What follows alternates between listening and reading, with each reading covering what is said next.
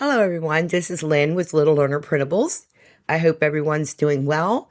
And today we are going to be touching on bullying part 4. I hope you had the opportunity to watch the other previous ones that I have done on this particular series. I find it an extremely important topic, and it is connected to social and emotional development. I'm probably going to follow this one up with one or two more, and then we'll get back to the previous series that I started before the bullying topics. I did want to make a note at the end of each presentation on the last page. There's a link to my shop where I sell early childhood resources. They're printable activities, lesson plans, storybooks, etc. However, that link does not work anymore. I have left that platform. The new platform that I will be on, that I will share the link with in this presentation, is going to be over on TPT. For those of you who don't recognize that, it is teacherspayteachers.com, and I have a shop over there now. So, just wanted to let you know that before we got into today's topics. The presentation for today is going to include how to effectively approach and support a child who is engaging in bullying behaviors, and when it may be appropriate to involve law enforcement. Let's get started. Now let's look at how to approach and help the child who is bullying. Helping a child who is bullying others requires a balanced approach that combines accountability, emotional support, skill building, supervision, and consistent guidance. Children who bully need clear limits, but they also need adults to understand the underlying reasons behind the behavior and teach them healthier ways to interact with others. The goal is not to shame the child, but to stop harmful behavior while helping the child develop empathy, emotional regulation, and healthy relationship skills. Bullying behaviors should never, ever be ignored or dismissed. If the child that bullies someone is severe, you must report it to the authorities. There have been documented cases of children seriously harming other children and adults, and yes, sadly, there have been cases of even death. But prior to these cases, there are always warning signs. Sometimes the bullying may start off minor, and if it is left ignored, it could or often will increase in intensity. Let's look at 14 ways to help to support a child who bullies. Number 1, stay calm and address the behavior immediately. Adults should respond firmly, calmly, and consistently. Helpful responses would include, "That behavior is not okay. We do not hurt people with our words or actions. I'm going to help you make this right. You may be upset, but you may not hurt others. Please avoid yelling, humiliation, sarcasm, or labeling the child as mean, bad, or a bully." Children are more likely to change behavior when adults correct the behavior without attacking the child's identity. Number 2, separate the child from the situation. If emotions are high, calmly remove the child from the immediate conflict. The purpose of the separation is to ensure safety, reduce emotional escalation, allows the child time to regulate, and prepares them for problem solving. This should not feel like rejection or public humiliation. Number 3, focus on understanding the why. Bullying behavior is often connected to unmet needs, emotional struggles, learned behaviors, or skill deficits. Questions you need to explore are: what happened before the behavior? What was the child feeling? What did the child want or hope to gain? Is the child seeking attention, control, or peer approval? Has the child experienced stress, trauma, rejection, or aggression themselves? Does the child struggle socially or emotionally? Is the child imitating behaviors that they've seen elsewhere? Understanding the causes helps adults choose effective interventions. Number 4, teach empathy directly. Many children who bully struggle to fully understand the impact of their behavior. Questions that will build empathy are: how do you think the other child felt? What would that feel like if it happened to you? What could you do to help fix the situation? And how can we make others feel safe and included? Empathy often needs repeated modeling and practice. Practice, practice, practice. Number 5, teach replacement skills. Simply saying stop bullying is not enough. Children need alternative behaviors. Important skills to teach are asking to join play appropriately, taking turns, sharing, managing frustration, expressing anger safely, problem solving skills, handling disappointment, communication skills, friendship skills, conflict resolution, and emotional regulation. Children cannot consistently use skills that they have never been taught, and this is why role play is so important. Number 6, provide consistent and predictable consequences. Children need accountability and structure. Effective consequences should be immediate, calm, related to the behavior, consistent, and focused on learning and repair. Examples: practicing appropriate behavior, loss of privilege, repairing or replacement of damaged property, apologizing sincerely and helping rebuild trust. Avoid harsh punishments, humiliation, or physical discipline, which can actually increase aggression. Okay, number 7, increase positive attention. Some children bully because negative behavior gains attention. Some helpful strategies include notice positive behavior frequently, praise kindness and cooperation, reinforce emotional regulation, acknowledge their effort, and build positive adult child connections. Children will often repeat behaviors that receive attention. Number 8, monitor peer relationships carefully. Children who bully may struggle socially in hidden ways, so watch for need for dominance, peer rejection, negative peer groups, social insecurity, and difficulty keeping friends.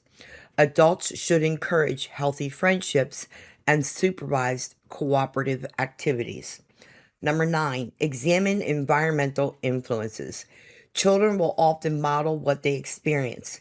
Important areas to explore: exposure to aggression at home, harsh discipline, violent media, sibling aggression, community violence, online influences, and stress or trauma.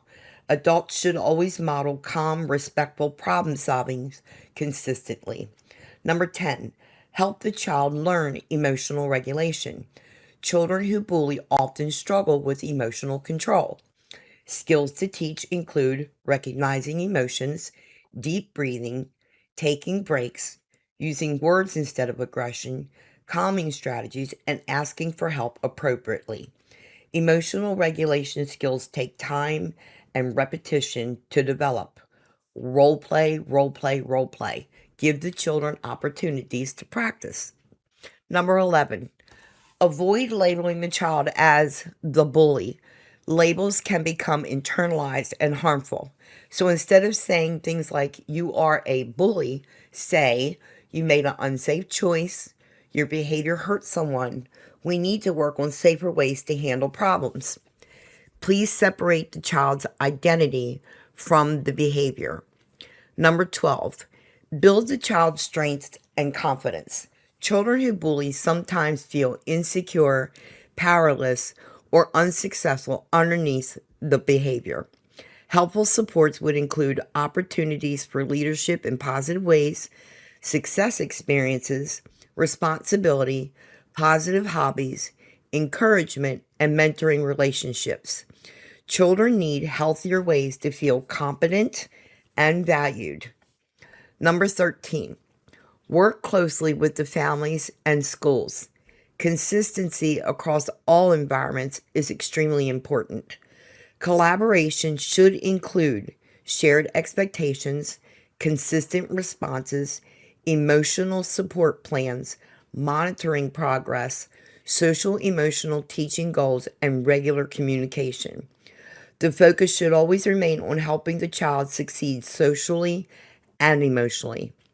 Number 14, seek additional support when needed.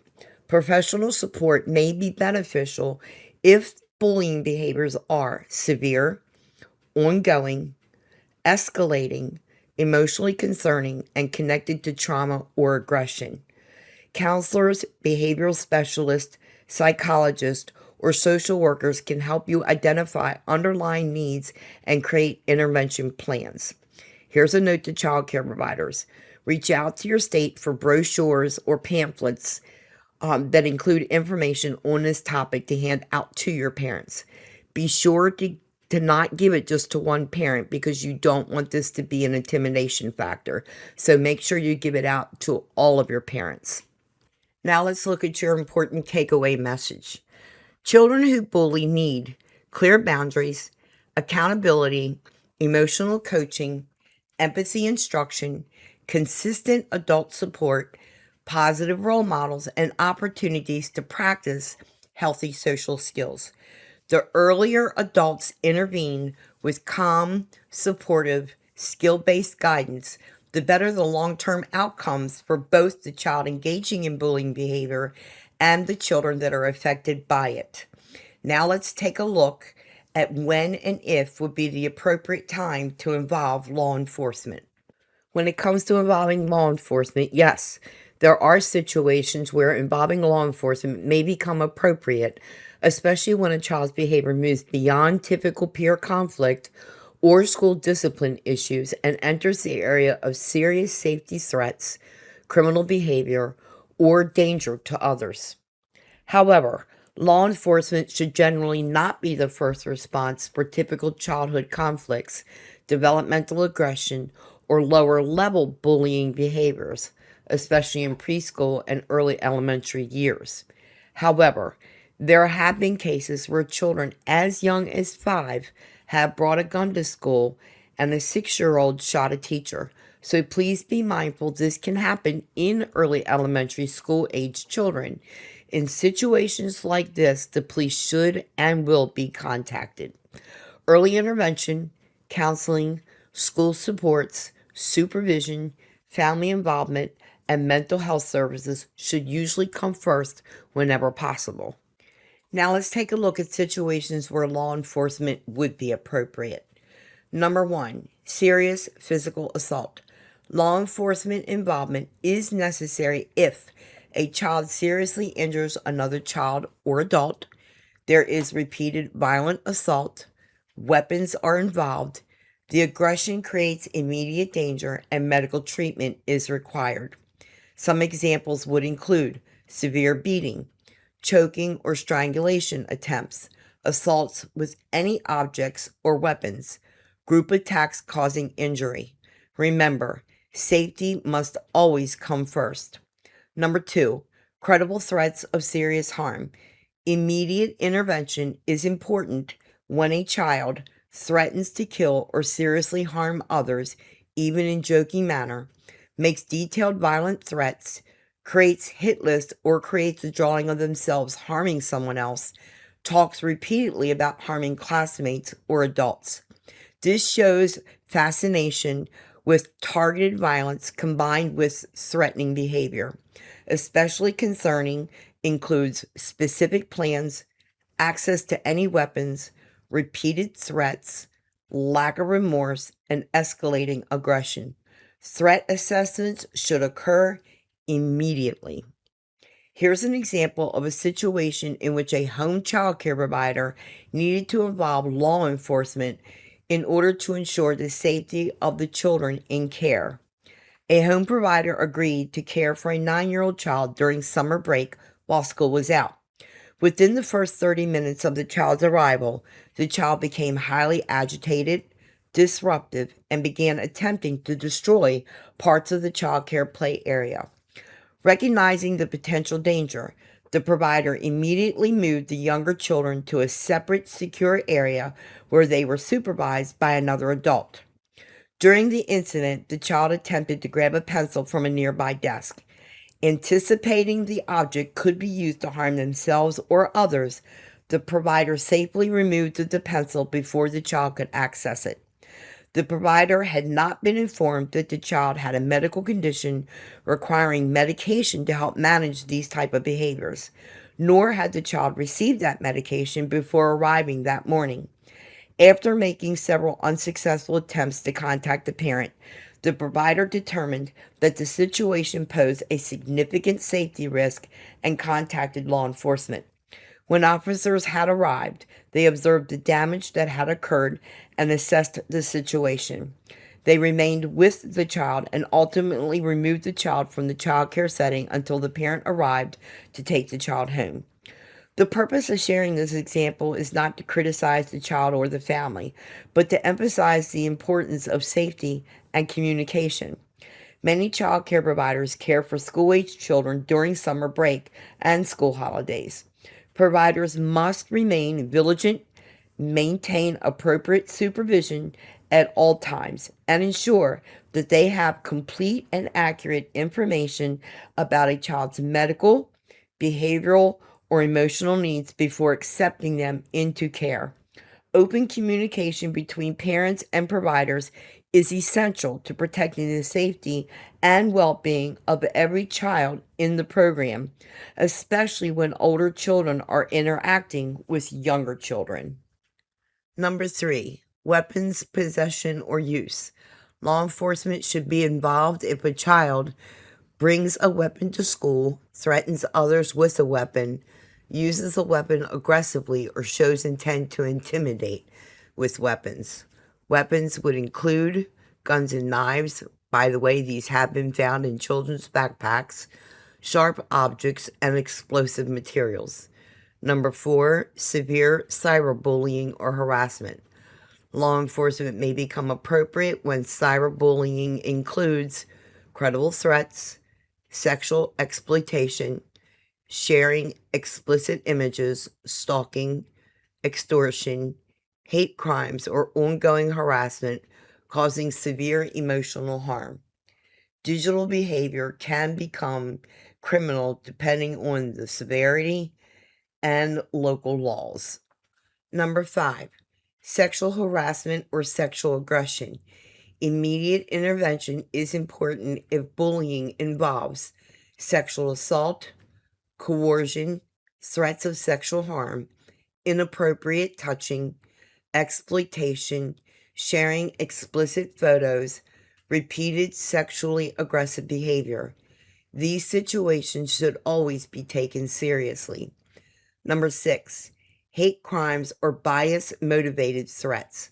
Law enforcement involvement may be appropriate if the behavior involves racist threats, religious intimidation, threats based on disability, sexual orientation harassment, ethnic intimidation, and violent hate speech with credible danger. Number 7, ongoing dangerous behavior despite intervention. Additional support may be needed if aggression escalates despite intensive interventions, the child remains a danger to others, school safety cannot be maintained, and multiple serious incidences occur. This often indicates the need for a larger, multidisciplinary response involving mental health professionals, behavioral specialists, school administration, community support, and possibly juvenile services. Here are important considerations before involving law enforcement. Number 1, consider developmental age. Young children often act impulsively, lack emotional regulation, do not fully understand consequences, imitate behaviors, and struggle with social skills. Preschool and early elementary children especially require developmentally appropriate responses. Many behaviors are better addressed through counseling, family support, behavior intervention, social and emotional teaching, supervision, and mental health evaluations. Number 2, consider the underlying causes. Aggressive behavior may be connected to trauma, abuse, neglect, developmental disorders, mental health struggles, emotional dysregulation, and exposure to violence. Punishment alone rarely ever solves the root problem. Number 3, avoid criminalizing typical childhood behavior. Not every aggressive act is criminal. Children should not typically be referred to law enforcement for normal peer conflict, isolated arguments, minor playground incidents, and age typical emotional outbursts. Number 4, mental health intervention is often critical. Many children engaging in severe bullying behaviors need counseling, trauma informed care, behavioral therapy, family intervention, emotional regulation support, and psychiatric evaluation in some cases. Early treatment can significantly improve outcomes. Here are warning signs that require immediate adult attention. Adults should never ever ignore threats of violence, fascination with weapons, cruelty to animals, fire setting, severe lack of empathy, escalating aggression, suicidal or homicidal statements, violent drawings or writings combined with threats and attempts to seriously injure others. These behaviors require immediate professional evaluation and may include law enforcement involvement. Your best practice approach. The most effective response usually combines immediate safety planning, school intervention, parental involvement, counseling and mental health support, behavior intervention, close supervision, teaching replacement skills, and law enforcement only when necessary for the safety of the other children. Most important principle, your primary goal should always be protecting victims and ensuring safety, stopping harmful behavior immediately, helping the child receive appropriate intervention and support, and preventing escalation into more serious violence later on. Early intervention, emotional support, consistent boundaries, and access to mental health services are often the strongest protective factors for the long-term well-being of a child. A note to childcare providers.